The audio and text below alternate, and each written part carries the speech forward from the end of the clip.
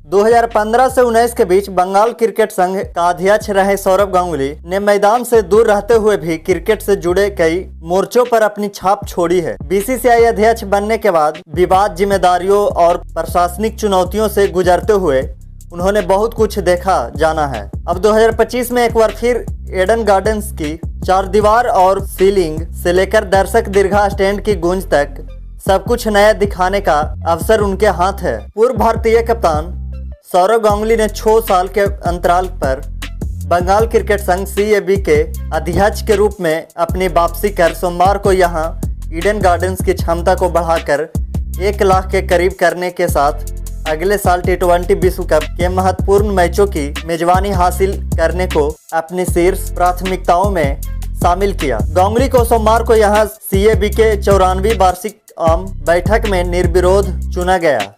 वह इससे पहले 2015 से 2019 तक CAB अध्यक्ष के रूप में कार्य कर चुके हैं। उन्होंने यह भी वादा किया कि 14 नवंबर को जब भारत विश्व टेस्ट चैंपियनशिप दक्षिण अफ्रीका की मेजबानी करेगा तो ईडन गार्डन्स में टेस्ट क्रिकेट की वापसी सुचारू रूप से सुनिश्चित करेंगे।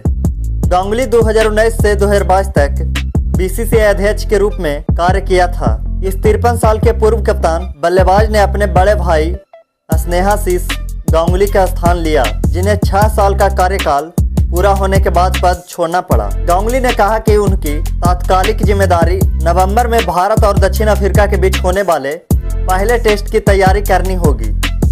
यह 2019 में बांग्लादेश के खिलाफ ऐतिहासिक दिन रात्रि टेस्ट मैच के बाद ईडन गार्डन्स में पहला टेस्ट होगा।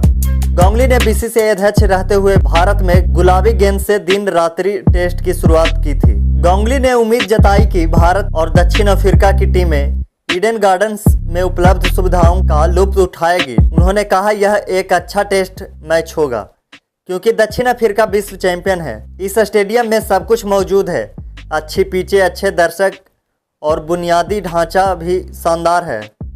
उन्होंने कहा भारत और दक्षिण अफ्रीका दोनों अच्छी टीमें हैं। मुझे यकीन है कि यह एक अच्छा टेस्ट होगा। ईडन गार्डन्स अगले साल की T20 विश्व कप के कुछ अहम मैचों की मेजबानी करने की उम्मीद है, जिसमें एक संभावित सेमीफाइनल भी शामिल है। गांगुली ने कहा कि उनकी BCCI के नए टीम सदस्यों के साथ जल्द ही चर्चा होगी। उन्होंने कहा मैं बोर्ड से बात करूंगा, वे भी नए सदस्य हैं। मैं उन्हें नई BCCI अध्यक्ष शुभकामना देता हूं। यह क्रिकेट खेलने से अलग होगा। मुझे यकीन है कि वह अच्छा करेंगे। वह सिर्फ मिथुन मिन्हास नहीं बल्कि रघुराम भट्ट सहित कई नए पदाधिकारी हैं। गांगुली रविवार को BCCI भारतीय क्रिकेट बोर्ड की वार्षिक आम बैठक में CAB का प्रतिनिधित्व करेंगे।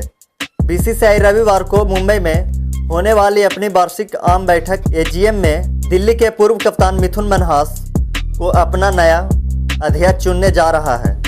बोर्ड में आपसी सहमति से सभी पदों के लिए निर्विरोध चुनाव होगा। कर्नाटक और भारत के पूर्व स्पिनर रघुराम भट्ट कोषाध्यक्ष पद संभालेंगे। गांगुली ने ईडन गार्डन्स की क्षमता बढ़ाने की अपनी योजनाओं के बारे में भी बात की। उन्होंने कहा कि यह परियोजना अगले साल की वैश्विक प्रतियोगिता के बाद ही आकार लेगी। उन्होंने कहा जो कुछ भी होगा वह अगले साल T20 विश्व कप के बाद ही होगा।